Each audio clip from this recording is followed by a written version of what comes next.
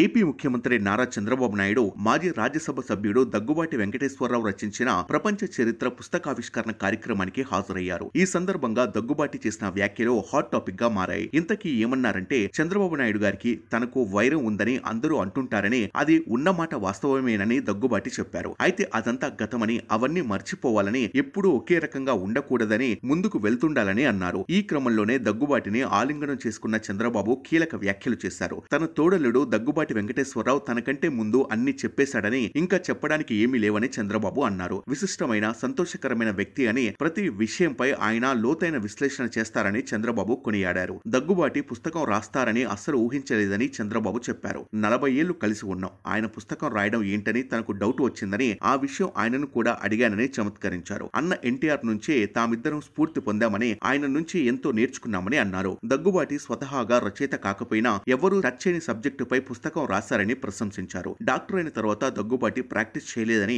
మంత్రిగా ఉండి డాక్టర్ గా ప్రాక్టీస్ చేశాడని, డాక్టర్ గా ఉంటూ సినిమాలు చేశారని సరదాగా వ్యాఖ్యానించారు. రిటైర్మెంట్ లైఫ్ ఎలా ఉందని దగ్గుబాటిని అడిగి తెలుసుకున్నానని, తర్వాత తనకు ఆయన టిప్స్ అవసరమవుతాయని చమత్కరించారు. టెన్నిస్ ఆడుతూ, మిత్రులతో గడుపుతూ, పిల్లలకు కథలు చెబుతూ జీవితంలో మిగిలిన భాగాన్ని సంతోషంగా గడిపేస్తున్నానని దగ్గుబాటి తనకు చెప్పారని చంద్రబాబు గుర్తు చేసుకున్నారు. దగ్గుబాటి పురంధేశ్వరి గారిని ఇటీవల ఎన్నికల్లో చూశానని, వారు చూపిన చొరవ, బీజేపీని వారు నడిపించిన విధానం రాష్ట్ర శ్రేయస్సుకు ఉపయోగపడిందని, అందుకు ఆమెను మనస్ఫూర్తిగా అభినందిస్తున్నానని అన్నారు.